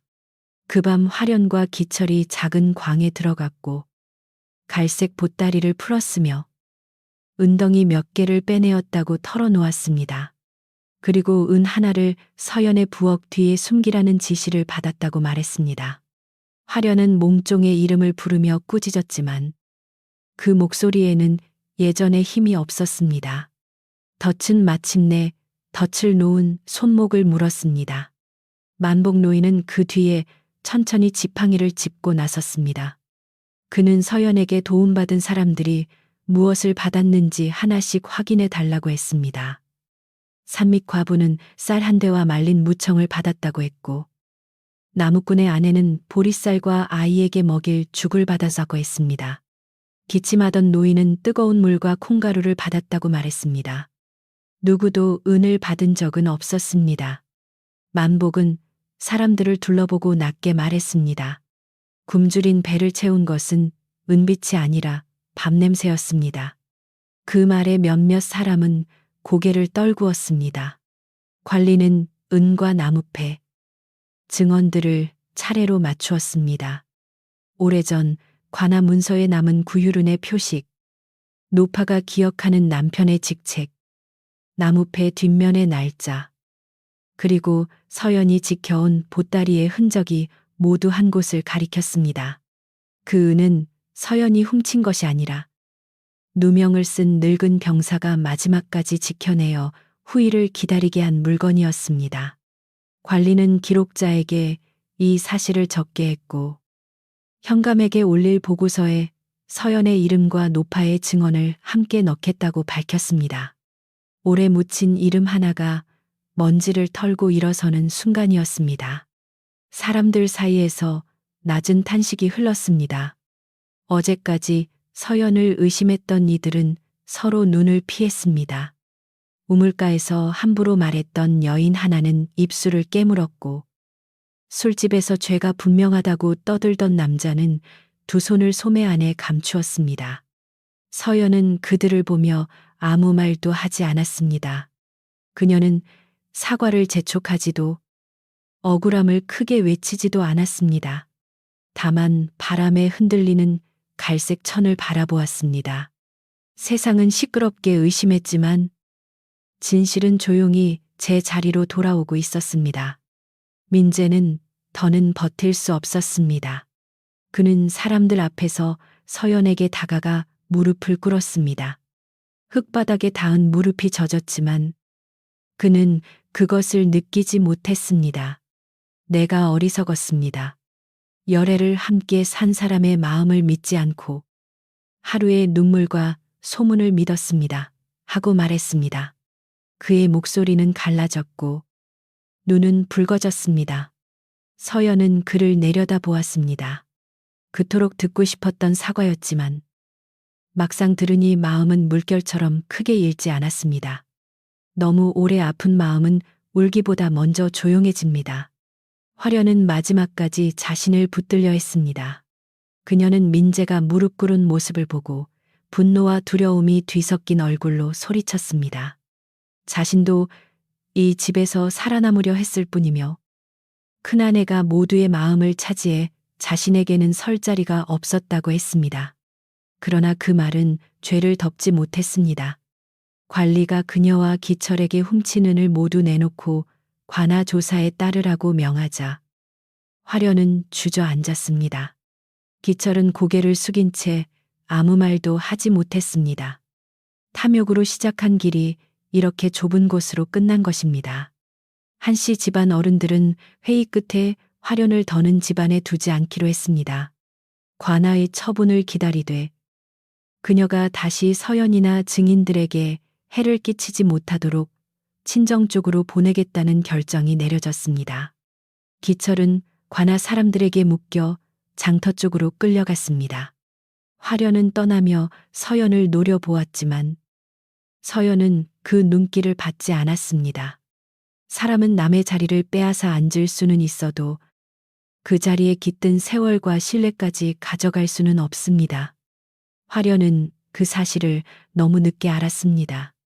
관리는 은을 다시 봉하고 일부는 관아로 가져가 정식으로 문서와 대조하겠다고 했습니다. 나무패는 노파와 서연의 증언과 함께 중요한 물건이 되었고 오래전 누명을 쓴 군졸들의 이름도 다시 찾아보겠다고 약속했습니다. 노파는 그 말을 듣고 두 손으로 얼굴을 가렸습니다. 남편이 살아 돌아오는 것은 아니었지만 도둑이라는 이름으로만 남지 않게 된다는 사실이 그녀에게는 큰 위로였습니다. 서연은 조용히 노파의 어깨를 감싸주었습니다. 두 여인은 서로 다른 세월을 지나 같은 억울함 앞에 서 있었습니다. 해가 기울 무렵 정자 앞에 사람들은 조금씩 흩어졌습니다. 큰 소란이 지난 뒤 마을에는 이상한 피로와 안도감이 함께 내려앉았습니다. 순덕은 한씨 집 부엌으로 돌아가 큰 솥에 팥과 보리를 넣고 죽을 끓였습니다. 누구의 명도 아니었습니다. 그저 사람들의 목이 마르고 속이 허전할 것 같았기 때문입니다. 아궁이에는 장작이 타며 낮은 소리를 냈고 솥 안에서는 붉은 팥물이 천천히 우러났습니다. 불 앞에 앉은 순덕의 얼굴은 늙었지만 마음은 오랜 짐 하나를 내려놓은 듯 했습니다. 만복 노인은 우물에서 물을 길어 정자 앞에 놓았습니다. 사람들은 차례로 그 물을 마셨고 누군가는 말없이 서연에게 고개를 숙였습니다. 산밑 과부가 먼저 다가와 어제 의심한 마음을 용서해 달라고 했습니다. 서연은 그녀의 손을 잡고 굶주린 사람이 두려움을 느끼는 것은 죄가 아니라고 말했습니다. 그 말에 과부는 울음을 삼켰습니다. 서연은 누군가를 꾸짖기 위해 돌아온 것이 아니었습니다. 그녀가 돌아온 것은 맡겨진 진실을 제자리로 데려오기 위해서였습니다. 한씨 집으로 돌아가는 길에서 민재는 서연의 뒤를 멀찍이 따랐습니다. 그는 함께 들어가 달라고 말하고 싶었지만 입이 떨어지지 않았습니다. 대문 앞에 이르자 서연은 잠시 멈추었습니다. 그 문은 어제 그녀를 내쫓으며 무겁게 닫혔던 문이었습니다. 오늘은 같은 문이 열려 있었지만 마음이 곧장 들어갈 만큼 가볍지는 않았지요. 시어머니가 안방 문턱에서 지팡이를 짚고 서 있었습니다. 그녀는 서연을 보자 울먹이며 미안하다고 했습니다. 서연은 절을 올렸지만 곧바로 안방으로 들어가지는 않았습니다. 서연은 먼저 작은 광으로 갔습니다. 갈색 보따리가 있었던 구석은 흐트러져 있었고 마른 집과 깨진 옹기 뚜껑이 어지럽게 밀려 있었습니다. 그녀는 천천히 무릎을 꿇고 그 자리를 정리했습니다. 찢긴 갈색 천조각을 남은 천에 맞추어 보니 상처처럼 선이 이어졌습니다. 서연은 그것을 보며 오래전 늙은 병사의 눈을 떠올렸습니다. 이제 조금은 편히 쉬셔도 됩니다. 하고 속삭였습니다. 그녀의 말은 광안의 어둠에 닿아 부드럽게 가라앉았습니다. 저녁이 되자 한씨 집 마당에는 작은 상이 놓였습니다. 순덕이 끓인 팥보리죽과 무김치, 데친 나물, 따뜻한 숭늉이 올랐습니다. 큰 잔치는 아니었지만 하루 종일 긴장했던 사람들에게는 그보다 큰 위로가 없었습니다. 시어머니는 죽 한 숟가락을 뜨고 눈물을 닦았고 민재는 고개를 들지 못한 채 앉아 있었습니다. 서연은 노파에게 먼저 그릇을 건넸습니다.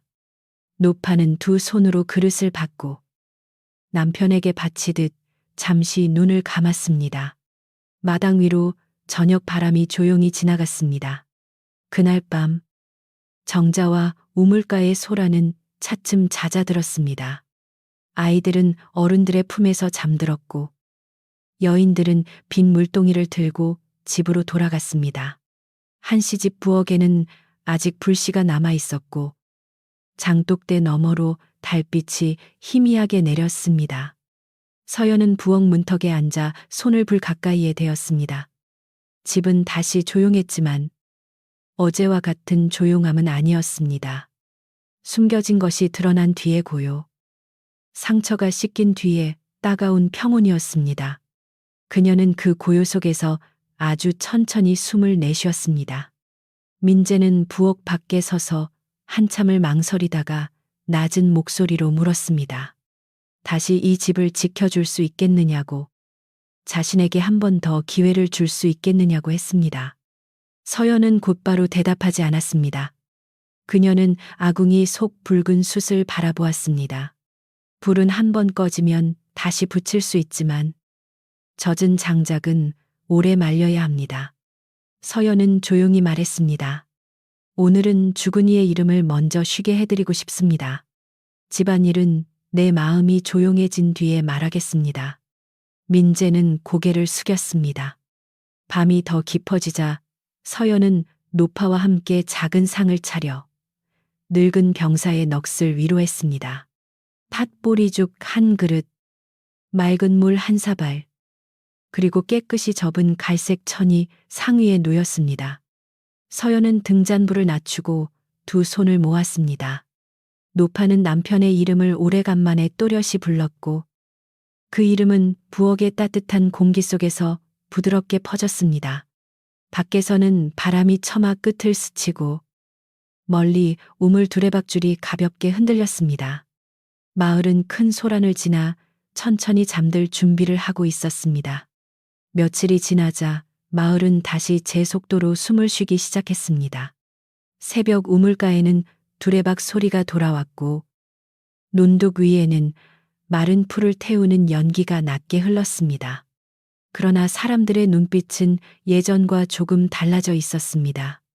한씨 집 대문을 지날 때마다 누군가는 발걸음을 늦추었고 서연이 부엌에서 물동이를 들고 나오면 조용히 고개를 숙였습니다. 말로 다하지 못한 미안함과 고마움이 골목의 찬 공기 속에 섞여 있었습니다. 관아에서는 정식 문서가 내려왔습니다. 오래전 구율은을 훔쳤다는 누명을 쓴 늙은 군졸의 이름이 다시 살펴졌고 은의 표식과 나무패의 새김이 옛 장부와 맞아 떨어졌다는 소식이었습니다. 그 군졸은 도둑이 아니라 오히려 빼돌려진 은의 일부를 목숨 걸고 지켜낸 사람이었다고 기록되었습니다. 서연은 그 말을 듣고 오래도록 말이 없었습니다. 죽은 이의 이름이 깨끗해진다는 것은 비록 무덤 속 사람에게 닿는 바람일 뿐이어도 산 사람의 가슴을 따뜻하게 해주었습니다. 노파는 그 문서를 두 손으로 받아들고 정자 앞에 오래 서 있었습니다. 그녀는 젊은 날 남편과 헤어진 뒤 세상 어디에서도 그의 결백을 말할 수 없었습니다. 가난한 여인의 목소리는 관아 담장을 넘기 어려웠고 억울함은 매일 밤 이불 속에서만 되풀이 되었지요. 그런데 이제는 낡은 종이 위에 남편의 이름이 바르게 적혀 있었습니다. 노파는 서연의 손을 잡고 고개를 숙였습니다. 서연은 그 손을 더 깊이 잡으며 자신은 다만 맡겨진 것을 놓지 않았을 뿐이라고 했습니다. 화련과 기철의 일도 관아로 넘어갔습니다. 마을 사람들은 그 이름을 크게 입에 올리지 않았습니다. 한때 화려한 옷자락으로 마당을 지나던 여인이 탐욕과 거짓말 때문에 스스로 자리를 잃었다는 사실은 굳이 떠들지 않아도 모두의 마음에 남았습니다. 기철은 빼돌린 은을 모두 내놓고 조사를 받았고 화려는 친정으로 보내진 뒤 다시는 한씨 집 대문을 넘지 못했습니다. 서연은 그들에게 모진 말을 하지 않았습니다. 나쁜 마음이 이미 그 사람들을 먼 길로 데려갔다고 여겼기 때문입니다. 한씨 집은 한동안 말이 적었습니다. 민재는 아침마다 대문 밖을 쓸고 부엌 물항아리를 채우며 서연이 예전에 하던 일을 하나씩 해보았습니다.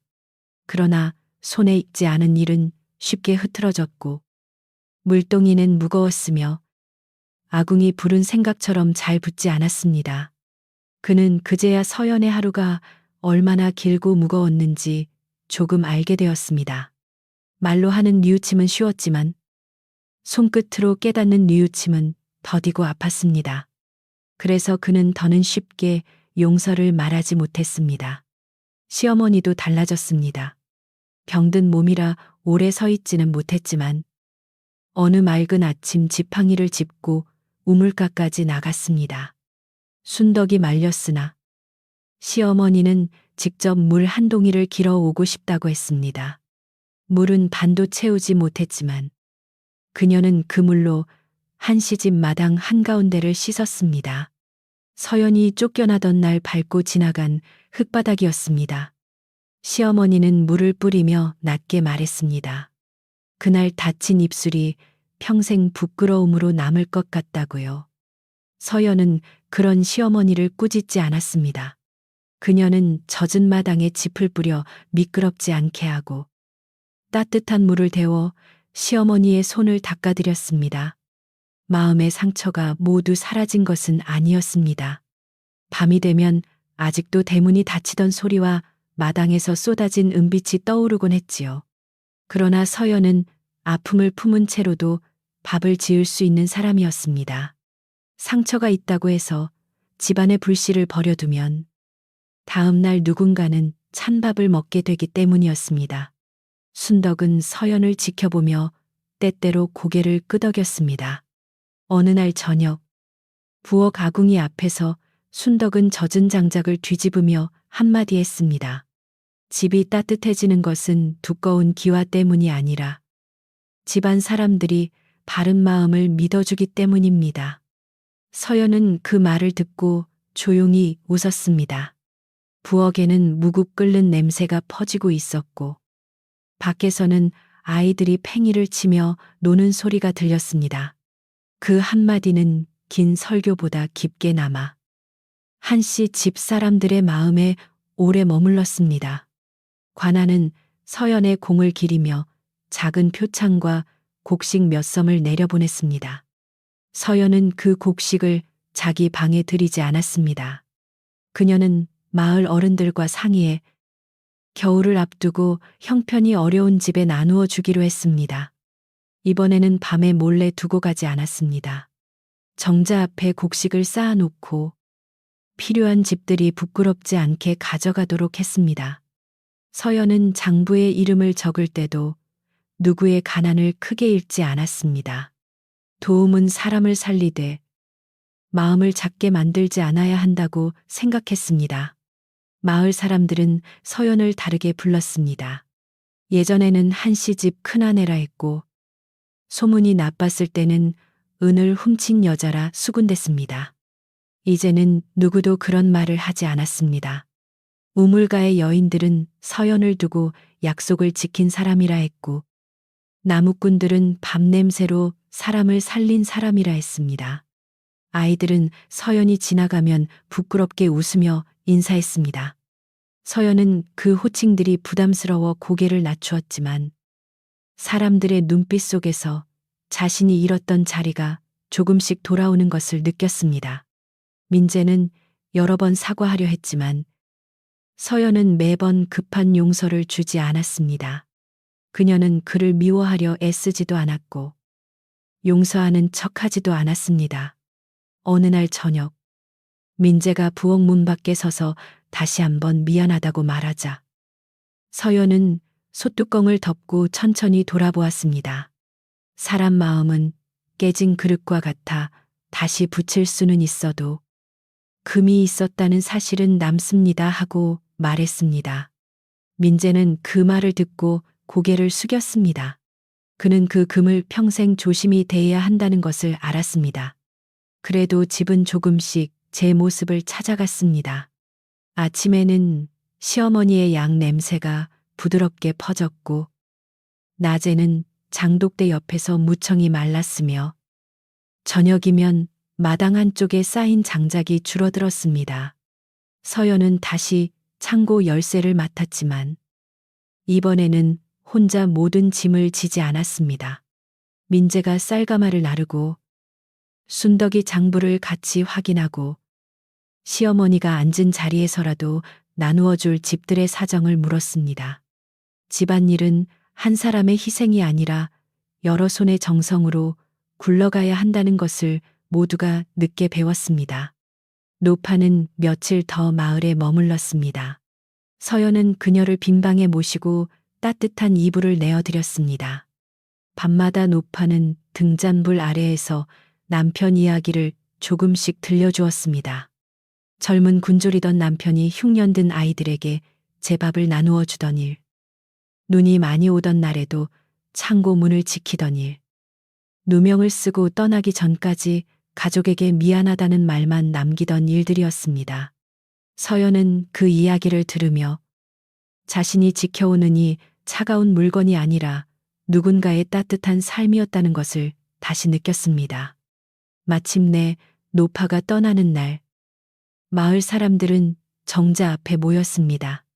큰 잔치도 아니고 북소리도 없었지만 모두가 조용한 예로 그녀를 배웅했습니다. 관아에서 남편의 무덤을 찾아 이름을 바로 세워주겠다는 약속도 전해졌습니다. 노파는 서연에게 낡은 손수건 하나를 주었습니다. 남편이 젊을 때 쓰던 것이어서 오래 해졌지만 깨끗이 빨아 접어둔 물건이었습니다. 은은 관아로 돌아가도 고마움은 사람 손에 남아야 합니다. 하고 노파는 말했습니다. 서연은 손수건을 받아 가슴에 품었습니다. 겨울이 가까워지자 한씨 집에서는 작은 나눔 밥상이 마련되었습니다. 서연은 관아에서 받은 곡식과 집안 창고의 여유분을 보태어 마을 사람들을 불렀습니다. 마당에는 길게 멍석이 깔렸고 아이들은 손을 씻은 뒤 얌전히 앉았습니다. 순덕은 큰 솥에 기장죽을 끓였고 서연은 무김치와 데친 산나물을 그릇마다 나누었습니다. 민재는 말없이 장작을 패고 물을 길었습니다. 예전 같으면 체면을 앞세웠을 그가 그날은 누구의 눈도 피하지 않고 낮은 자리에서 움직였습니다. 밥상은 화려하지 않았습니다. 기장죽은 노랗고 부드러웠으며 김이 천천히 올라왔습니다. 무김치는 시원했고 산나물은 겨울 전 마지막 푸른 냄새를 품고 있었습니다. 작은 접시에는 말린 생선을 구워 올렸고 아이들에게는 꿀을 조금 탄 따뜻한 물도 나누어 주었습니다. 사람들은 처음엔 조심스레 숟가락을 들었지만 곧 마당에 낮은 웃음이 번졌습니다. 굶주림과 소문과 두려움이 지나간 자리에는 뜨거운 죽 한 그릇이 가장 먼저 평화를 데려왔습니다. 산밑 과부는 아이와 함께 서연 앞에 와서 고개를 숙였습니다. 아이는 작은 손으로 기장죽 그릇을 꼭 잡고 있었고 입가에는 노란 죽이 묻어 있었습니다. 과부는 지난날 우물가에서 의심한 말을 했다며 다시 사과했습니다. 서연은 아이의 입가를 손수건으로 닦아주며 사람이 배고플 때는 마음도 쉽게 흔들린다고 했습니다. 다만 다음에 누군가 억울한 말을 들으면 밥 한 술 삼키고 한 번 더 생각해 주세요 하고 말했습니다. 과부는 눈물을 훔치며 고개를 끄덕였습니다. 그날 저녁 마을 어른들은 서연에게 구울 곡식을 맡아 나누는 일을 도와달라고 부탁했습니다. 서연은 처음에는 망설였습니다. 자신이 다시 사람들 앞에 서는 일이 두렵지 않은 것은 아니었기 때문입니다. 그러나 만복 노인이 지팡이를 짚고 다가와 말했습니다. 한 번 억울함을 건넌 사람은 남의 억울함을 더 조심히 살핍니다. 서연은 그 말을 듣고 천천히 고개를 끄덕였습니다. 그녀는 권세를 맡는 것이 아니라 배고픈 집의 저녁을 조금 더 살피는 일이라 생각했습니다. 그 뒤로 서연은 정자 옆 작은 방에 곡식 장부를 두었습니다.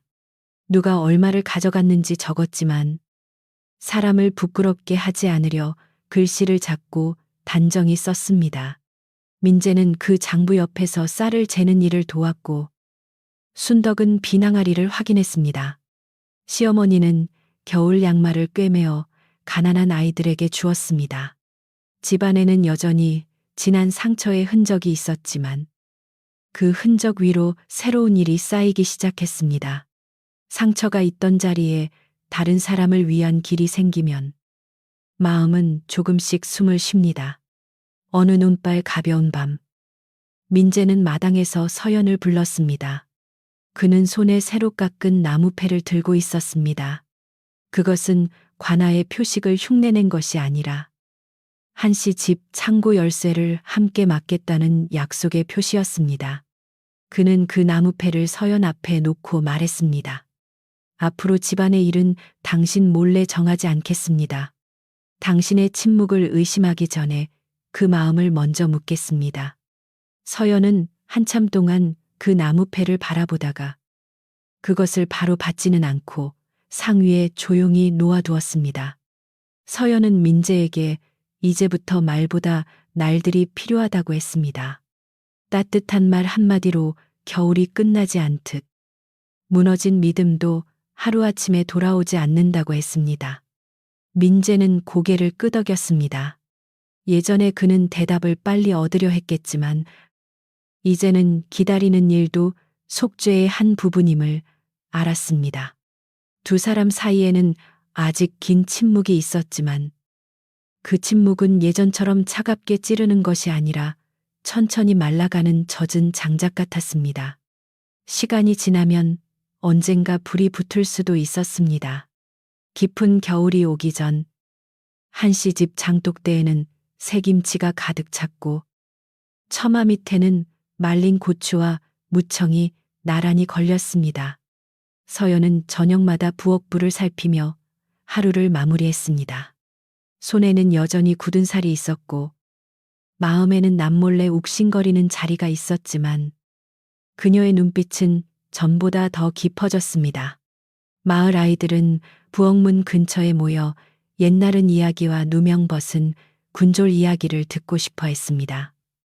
서연은 무서운 이야기처럼 꾸미지 않고 약속은 오래 지켜도 썩지 않는다고만 말해주었습니다. 마을의 밤은 점점 길어졌습니다. 산 위로 달이 뜨면 초가지붕과 기와지붕이 모두 은은하게 젖었고 우물물은 검은 거울처럼 하늘을 담았습니다. 한씨 집에서는 작은 저녁상이 차려졌습니다. 기장밥, 된장국, 무김치, 구운, 생선 한 토막, 그리고 시어머니를 위한 부드러운 죽이 놓였습니다. 민재는 먼저 서연의 그릇에 국을 떠주었고 서연은 아무 말 없이 그릇을 받았습니다. 아주 작은 일이었지만 그날의 고요 속에서는 그 작은 움직임도 오래된 사과처럼 보였습니다. 식사가 끝난 뒤 서연은 부엌에 남아 숭늉을 데웠습니다. 순덕은 옆에서 그릇을 닦고 있었고 시어머니는 안방에서 낮은 기침을 하다가 잠잠해졌습니다. 밖에서는 눈발이 아주 얇게 흩날렸습니다.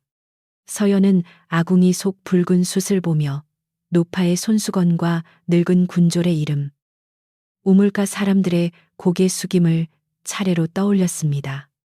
세상은 때때로 억울한 사람을 문 밖으로 밀어내지만 진실은 길을 잃지 않으면 다시 문 앞까지 돌아온다고 느꼈습니다. 그 밤 서연은 대문을 닫기 전에 마당 한가운데 잠시 섰습니다. 예전에는 그곳에서 죄인처럼 서 있었고 쫓겨나듯 고개를 숙였지요. 이제 같은 자리에는 얇은 눈이 조용히 내려앉고 있었습니다. 그녀는 손바닥을 펼쳐 눈송이 하나를 받았습니다. 금세 녹아 사라졌지만 차갑기만 하지는 않았습니다. 서연은 낮은 목소리로 말했습니다. 이 집에 다시는 굶는 이가 없고 억울한 이가 없으며 모두가 따뜻한 잠을 잘 수 있으면 좋겠습니다. 그 말은 눈발 속으로 부드럽게 흘러갔습니다. 대문이 닫히고 마을의 불빛도 하나둘 낮아졌습니다. 우물가에는 두레박이 가만히 매달려 있었고 정자 앞에는 낮에 밟힌 발자국들이 눈에 덮여 희미해졌습니다. 한씨 집 부엌에는 마지막 불씨가 붉게 남아 있었고 그 불빛은 장독대와 흙마당과 낡은 작은 광까지 아주 조용히 비추었습니다. 서연은 방으로 들어가기 전 한 번 더 부엌을 돌아보았습니다. 솥은 비어 있었지만 따뜻했고 집은 고요했지만 외롭지 않았습니다. 그렇게 산골 마을의 긴 소문도 오래된 은의 억울함도 깊은 밤 안에서 천천히 잠이 들었습니다.